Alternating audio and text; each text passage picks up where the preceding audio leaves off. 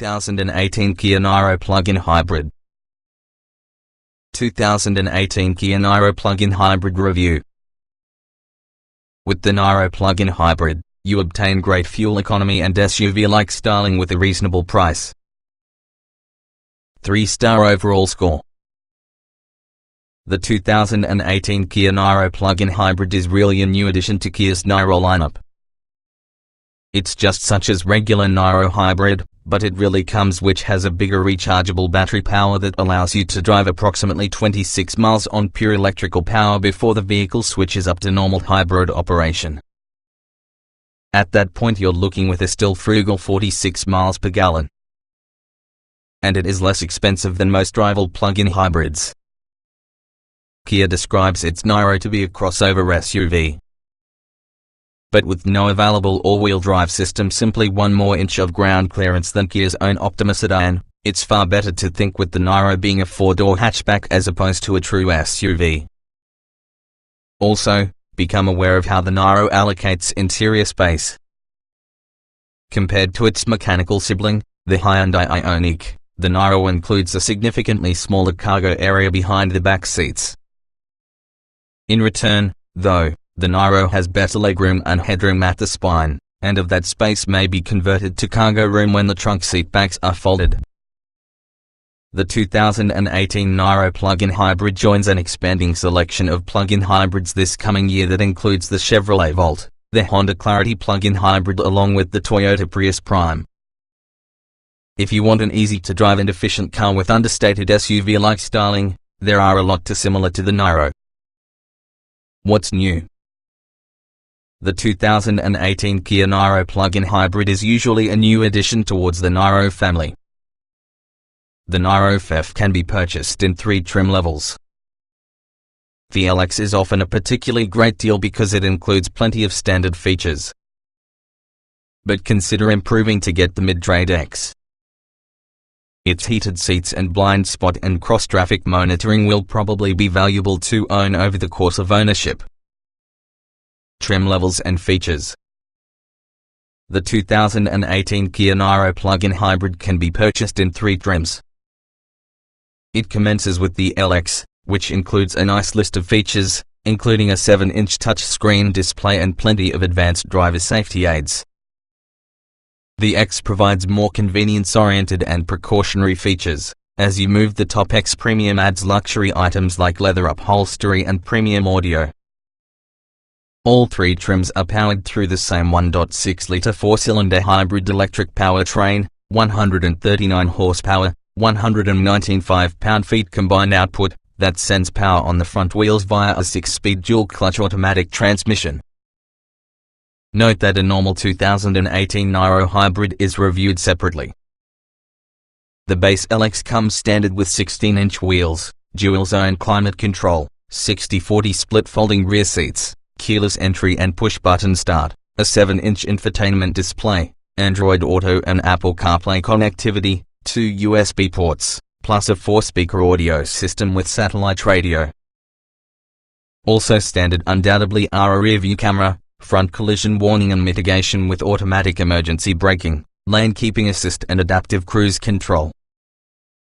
Niro plug-in hybrids from the X trim level add blind spot monitoring, rear cross-traffic alert, rear air vents, leather and cloth upholstery, a power-adjustable driver's seat and heated front seats. The X Premium also offers LED headlights, front and back parking sensors, a more impressive driver information display, an 8-inch touchscreen with navigation, a Harman Kardon 8-speaker surround speakers, an invisible phone charger and ventilated front seats. Trim tested.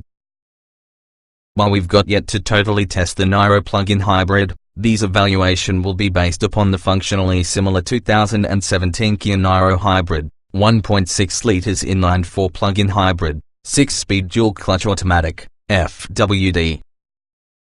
Driving. The Niro's biggest weakness is its everyday driving demeanor. It accelerates tepidly if you do not floor it, the steering is vague yet well-weighted. Its emergency braking performance is subpar. Acceleration. When driven inside default eco mode, the Niro feels wholly unmotivated. Sport mode sharpens it so that it feels a lot more like a normal driving car. It's less efficient, though. We need an in-between mode. Braking. The braking feels completely natural under normal conditions, along with the switch over from electric regeneration to standard braking is imperceivable. Under panic braking, however, the pedal goes on the floor along with the test's best stopping distances are subpar. Steering. The steering is direct and responsive that has a good degree of assist. And there's a definite difference within the degree of assist once you switch between normal and sport mode. But this car lacks a specific sense of on-center feel or feedback, which is usually disconcerting as it demands constant attention. Handling. The Niro handles a lot more a car when compared to a crossover because doing so is essentially a hatchback. It stays planted through turns greater than expected, and it also carries how light it is lower on account of batteries mounted beneath the trunk passenger seat. Driveability. Driving inside default eco mode reveals some unpleasant characteristics. Its anemic takeoff power and lazy first to second shift are simply just remedied by driving in sport mode. Off-road. At the very least, crossovers must have the option of all-wheel drive and decent ground clearance. The Niro unfortunately has neither. The ones expecting otherwise are going to be disappointed. Comfort. The Niro plug-in hybrid might not feel luxurious, there is however a good volume of comfort with the daily commute. The seats have adequate support and powerful heaters, with ventilation at the touring level. The biggest strike against it really is road noise, that may get tiresome on long drives. Seat comfort. The seats are not fancy but have good padding and decent lateral and lumbar support. The X model is sold with very effective seat heaters with 3 degrees of intensity. The max heat level is hotter than most, and that is really nice in freezing climates. Ride comfort. Ride comfort for your most part is agreeable. While we didn't experience any harsh crashing over bumps, we wouldn't call the Niro plug-in plush either. On additional hand, body motion felt well controlled and car-like as an alternative to floppy such as a tall SUV or crossover. Noise and vibration. Around town, the Niro plug-in is actually comparatively quiet, substantially all-electric mode. There is usually a fair number of road noise and also the occasional sound of loose gravel pinging up against the underbody at higher speeds. Wind noise is best isolated. Climate control. The dual climate controls are straightforward and to reach, together with the usual choice of buttons and knobs for fan speed, temperature, etc. The system performs well to keep up pleasant cabin temps. Interior. The cabin with the Niro plug-in hybrid is not difficult to get in and beyond and scores high marks for interior passenger space, driver accommodation as well as a simple GUI. Ease useful. The touchscreen infotainment menus try taking a little familiarization, however they are easy enough to find out and have shortcut buttons.